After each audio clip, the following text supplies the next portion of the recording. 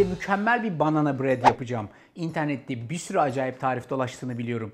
Ama bu yaptığım gerçekten aklınızı başınızdan alacak. Öncelikle bir genel fırının hazırlığıyla işe başlayacağım. Şimdi benim boş fırınımın şöyle bir buharda pişirme özelliği var. Dikkatli vaziyette düğmeye bastım ve şuradaki plaka açılıyor ve bu içinden su haznesini çıkartıyorum. Fırını yakmadan evvel şu buhar haznesini birazcık suyla dolduracağım. Kartuşu şöyle kolayca yerine taktım.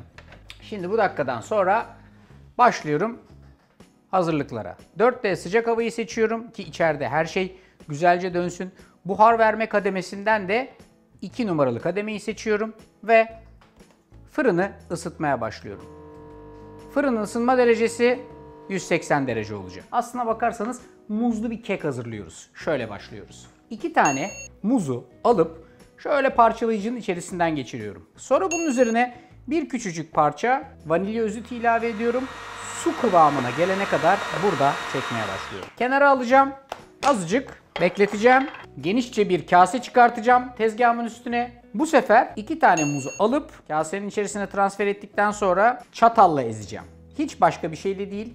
Sonra da bütün bu çatalla diğer işlemin tamamına devam edeceğim. Muzların üstüne 125 gram erimiş tereyağı ekliyorum. Çatalla hafif ezerek karıştırmaya devam ediyorum. Üzerine 150 gram toz şeker ve 2 tane yumurta ekleyip çatalla karıştırma işlemine devam ediyorum. Yumurta, şeker, tereyağı ve parçalı olan muz iyice birbirine karıştıktan sonra ilk başta blenderdan geçirdiğim vanilyalı muzu da içerisine ekliyorum. Çatalla karıştırmaya devam. Şimdi sırada kuru malzemeler. Öncelikle burada 2 su bardağından 1 kaşık fazla un var. Girdi içerisine. Sonra 1 paket kabartma tozu, yaklaşık 1 çay kaşığı kadar da karbonat, rengini hem daha güzel döndürsün hem de iyice kabartsın diye. Şöyle 1 çay kaşığı kadar tarçın. Hepsini güzelce süzgeçten geçiriyoruz.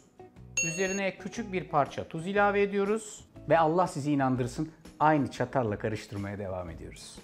İyice karıştırdık ve bu banana bread'imiz, yani aslına bakarsanız bu muzlu kekimiz hazır. Bunun adına niye banana bread diyorlar? Çünkü böyle tariflerin içerisine muz girdiği zaman birden ekmeksi bir dokuya doğru gidiyor iş ve birazcık sıkıcı oluyor. Oysa ki bizim tarifimiz öyle değil.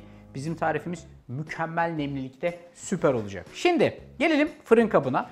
12 santime yaklaşık 30 santimlik bir tane fırın kabım var. Bunun içerisini buzdolabına koymadan önce birazcık yağladım ve arkasından olduğu gibi içerisine transfer ediyorum. Ama bunu fırına böyle mi atacağız? Tabii ki hayır. Buradaki kek harcının üstüne şu şekilde ortadan ikiye kesilmiş 1 ya da 2 tane muz ekleyeceksiniz. Bir parça da toz şeker ve artık gidiyoruz fırına.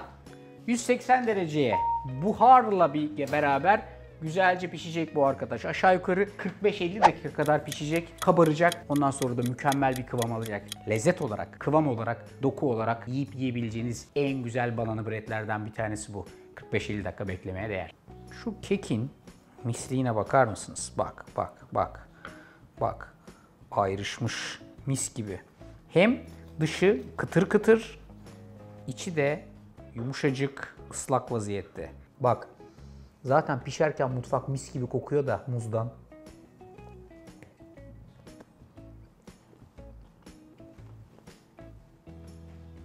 Olağanüstü lezzetli. Unutmayın, banana bread'in de en güzeli evde. Ben daha ne anlatayım ki? Bu tarif tam sizlik bir tarif. Bulup bulabileceğiniz en güzel, en doğru teknikle yapılan banana bread işte budur. İşin sırrı çatal. Hepinize afiyet olsun.